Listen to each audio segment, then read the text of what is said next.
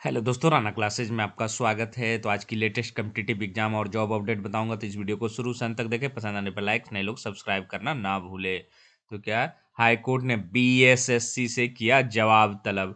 तो प्रथम inter level संयुक्त प्रतियोगिता परीक्षा 2014 की काउंसलिंग पर रोक लगाने के लिए दायर हुई रीट याचिका पर सुनवाई करते हुए पटना हाई कोर्ट ने बिहार राज्य कर्मचारी चयन आयोग बीएसएससी से जवाब तलब किया है।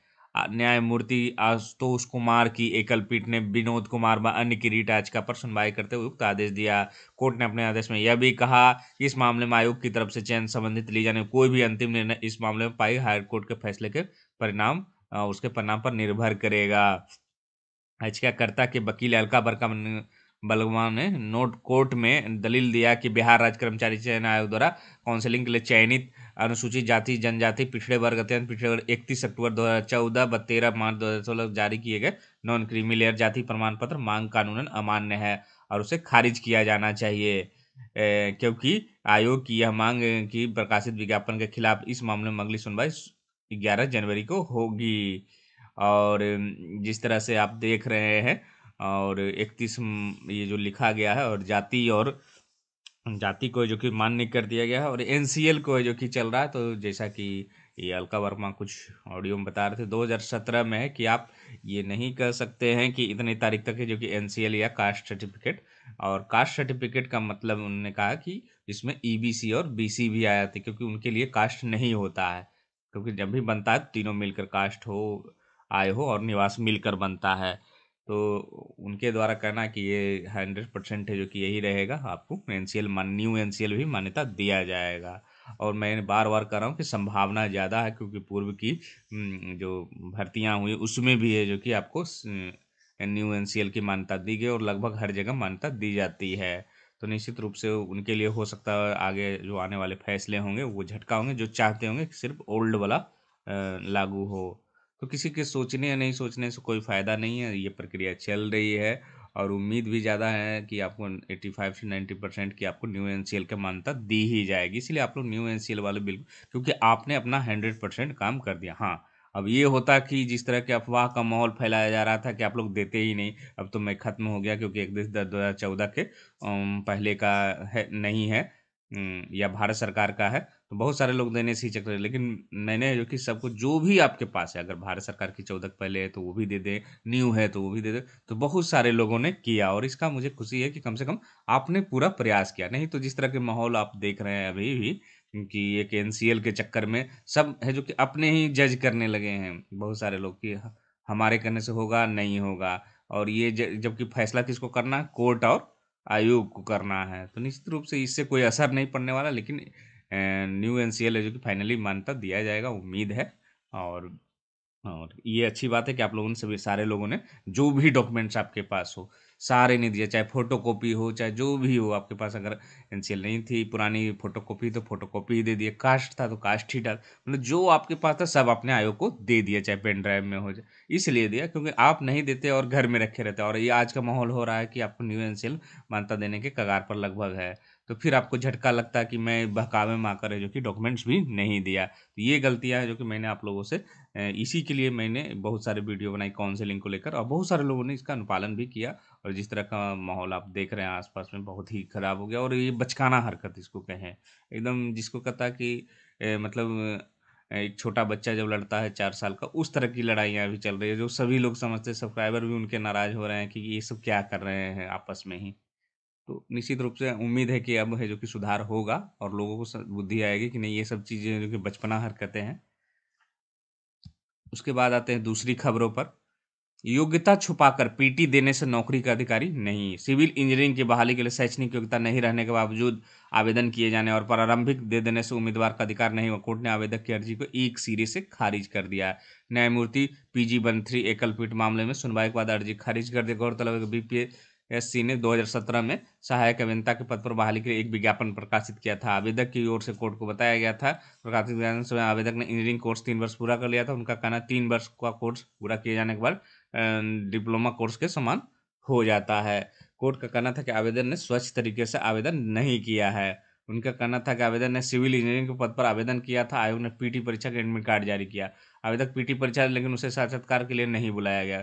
कोर्ट का परीक्षा तथा मुख्य परीक्षा में काफ़ी उम्मीदवार, तो ऐसे में आयोग को सभी शैक्षणिक योग्यता देखना संभव नहीं, सिर्फ पीटी तथा मुख्य परीक्षा दे देने से उम्मीदवार का अधिकार नहीं बन जाता है। कोर्ट का कहना था कि आवेदक ने स्वच्छ तरीके से आवेदन ने कोर्ट ने अर्जी खारिज कर दी। मतलब ये जो 2016 वाले अगर बाहर नहीं हुए हैं और वो सोच रहे हैं कि मुझे परीक्षा दे दिया गया है, पीटी मेंस और ये दिया गया है डॉक्यूमेंट्स, कोई डॉक्यूमेंट्स अभी जाँच चल रही, तो ये आप नहीं कर सकते कि मुझे क्यों परीक्षा लिया गया, और ये देख रहे हैं कि खारिज कर दिया गया, क्योंकि उनके द्वारा कहना कि मेरे पास उतना ये नहीं रहता है कि मैं परीक्षा को बीच में जो कि जांच कर सकूं डॉक्यूमेंट्स की।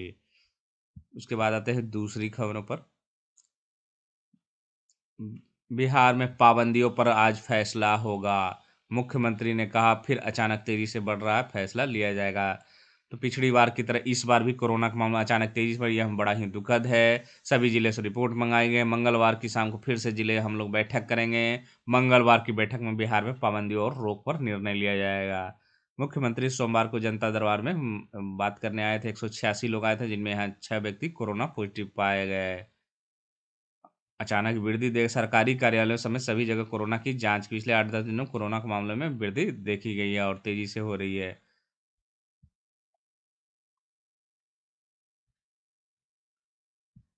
और ये देख रहे हैं आप, सिर्फ 50% ही जो कर्मी दफ्तर की केंद्र सरकार ने फैसला लिया है और 31 जनवरी तक के लिए बायोमेट्रिक व्यवस्था बंद कर दिया है।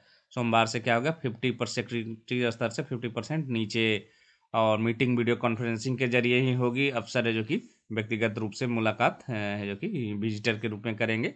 तो ये क्या बिहार में भी लागू हो सकता है, देखना आज के फैसले में है जो कि क्या आता है। अगर 50% होती है कार्यालय बिहार में भी, तो कहीं ना कहीं है जो कि असर है जो कि ये जो रिजल्ट आपकी जारी हो रही है और बीएसएससी इंटर लेवल रिजल्ट और अन्य जो परीक्षाओं का रिजल्ट है, वो भी है जो कि प्रभावित हो सकता है। परीक्षाएं तो निश्चित रूप से प्रभावित होगी ही।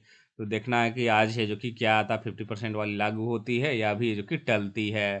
तो आज का दिन है जो कि बिहार के प्रतियोगिता परीक्षाओं के आगे क्या दिशा तय होगी, इसके लिए भी आज का दिन काफ़ी महत्वपूर्ण। केंद्र सरकार ने जो कि लागू कर दिया है 50% कर्मचारियों का।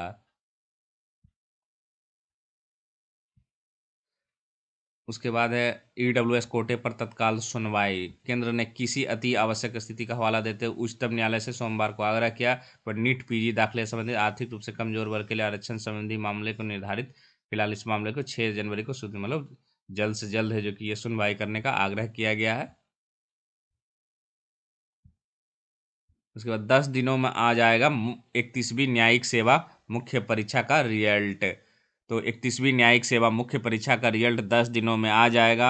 बीपीएससी के द्वारा इसकी तैयारी अंतिम चरण में, जुडिशियल मजिस्ट्रेट के 221 पदों के लिए ली गई इस परीक्षा में कुल 15,360 अभ्यर्थी बैठे हैं। इसमें से 2379 अभ्यर्थियों ने परीक्षा में प्रारंभिक परीक्षा में सफल घोषित, जो कि मुख्य परीक्षा में शामिल हुए हैं, वह रिजल्ट का इंतजार कर रहे हैं। 67वीं संयुक्त प्रतियोगिता परीक्षा फरवरी के बाद होगी, मतलब मार्च में ही अब संभावना दिख रही है। और ऑडिटर की जैसा बताया उसकी भी रिजल्ट की है जो कि इसी महीने जो कि उम्मीद है कि आपको आज, क्योंकि वो भी प्रक्रिया है जो कि अंतिम चरण में है।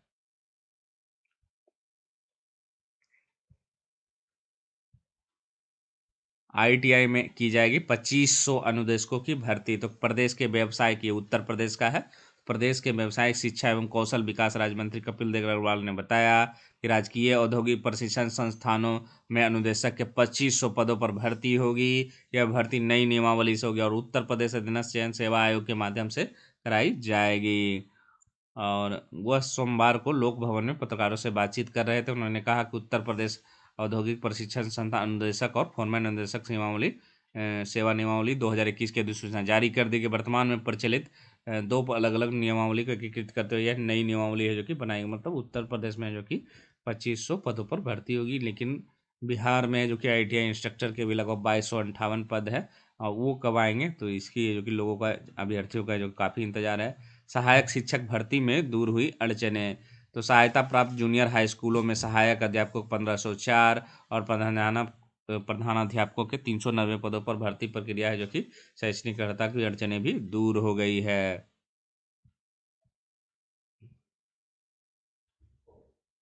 और ये जो है विषय की बाध्यता है जो कि हाईकोर्ट ने 21 दिसंबर के आदेश को रद्द कर दिया था, और इसमें जो कि 6 से 8 विषय के लिए स्नातक विषय। झारखंड से इंटर मैट्रिक पास ही बनेंगे बीएओ। तो कृषि इंटर और मैट्रिक की पढ़ाई करने वाले ही प्रखंड कृषि पदाधिकारी बन सकेंगे। कृषि विभाग ने अधीनस्थ सेवा के अधिक पदाधिकारियों की नियमावली में संशोधन किया है। इसने पूर्व की शर्तों में बदलाव किया है। कृषि विभाग ने इससे संबंधित गजट प्रकाशित कर दिया है। गजट प्रकाशन की तिथि से लागू किया गया। इसके अनुसार है जो कि परीक्षा का आयोजन झारखंड कर्मचारी चयन आयोग द्वारा किया जाएगा। इसमें स्नातक स्तर पर तकनीकी पढ़ाई करने वाले ही हिस्सा लेते हैं। इस पद पर चयनित अधिकारी पहले प्रमोशन के बाद ही गजेटेड अफसर हो जाते हैं। संशोधन में जिक्र किया गया है कि अनिवार्य योग्यता के रूप में मैट्रिक या 10वीं कक्षा या इंटर या 12वीं कक्षा पढ़ाई झारखंड राज्य से मान्यता होना चाहिए। राज्य के गठन के बाद है जो कि बहाली नहीं हुई, 1990 में ही इसकी बहाली हुई थी। वनरक्षी प्रतियोगिता परीक्षा के अभ्यर्थी को नहीं मिली राहत, तो झारखंड हाई कोर्ट के जस्टिस डॉक्टर एस.एन. फाटक की अदालत ने वनरक्षी प्रतियोगिता मॉडल आंसर गलत होने पर याचिका है जो सोमवार वीडियो कॉन्फ्रेंसिंग के माध्यम से जो कि अभ्यर्थी को राहत देने से इनकार कर दिया, साथ ही याचिका भी खारिज कर दी। इससे पूर्व प्रार्थी की ओर बताया गया जेएसएससी वनरक्षी परीक्षा का फाइनल मॉडल आंसर जारी किया गया। उसमें 4 से अधिक प्रश्नों का उत्तर गलत दर्शाया गया। वैसे प्रश्नों के गलत उत्तर का पूरा अंक देते उनके रिजल्ट प्रकाशित कर देने का आग्रह किया। तो वहीं जेएसएससी की ओर से अधिवक्ता संजय पेपरवाल ने प्रार्थी की दलील को विरोध करते हुए कहा कि 2204 पदों पर 2016 में प्रक्रिया शुरू की गई थी। परीक्षा के बाद अभ्यर्थी आपत्ति विशेषज्ञ निराकरण का फिर संशोधित मॉडल आंसर जारी किया गया थी। उससे कुछ उत्तर गलत भी था, जिसके लिए विषय विशेषज्ञों ने कहा कि गलत था भी तो कॉमन फॉर ऑल था। पुलिस नियुक्ति नियमावली के चुनौती के मामलों में हुई सुनवाई, अन्य याचिकाओं का संग किया टैग। तो इसकी भी सुनवाई है जो कि दूसरे मामलों के साथ होगी। इससे पूर्व झारखंड कर्मचारी चयन आयोग की ओर से अधिवक्ता संजय पिपरावाल ने खंडपीठ को बताया कि इस तरह की कई याचिका सुनवाई चल रही है और याचिकाकर्ता द्वारा बताया कि 2014 की पुलिस नियुक्ति नियमावली को असंवैधानिक बताया था और पुलिस एक्ट के विरुद्ध बताया था, इसलिए निरस्त कर देना चाहिए। पीसीएस मेंस आवेदन तिथि 6 तक बढ़ाई गई। 28 से 31 जनवरी तक होगी मुख्य परीक्षा, कार्यक्रम जारी। तो पीसीएस 2021 की मुख्य परीक्षा के लिए ऑनलाइन आवेदन सबमिट करने की अंतिम तिथि 6 जनवरी और आवेदन की हार्ड कॉपी जमा करने की अंतिम तिथि है जो कि 13 जनवरी तक बढ़ा दी गई है। इसके साथ ही उत्तर प्रदेश लोक सेवा आयोग ने मुख्य परीक्षा का कार्यक्रम भी जारी कर दिया है। परीक्षा 28 से 31 जनवरी तक प्रयागराज, लखनऊ और गाजियाबाद के विभिन्न केंद्रों पर की जाएगी और प्रारंभिक परीक्षा जो कि 24 अक्टूबर को आयोजित किया गया था। 678 पदों के लिए ये परीक्षा चल रही है। तो इसी के साथ धन्यवाद।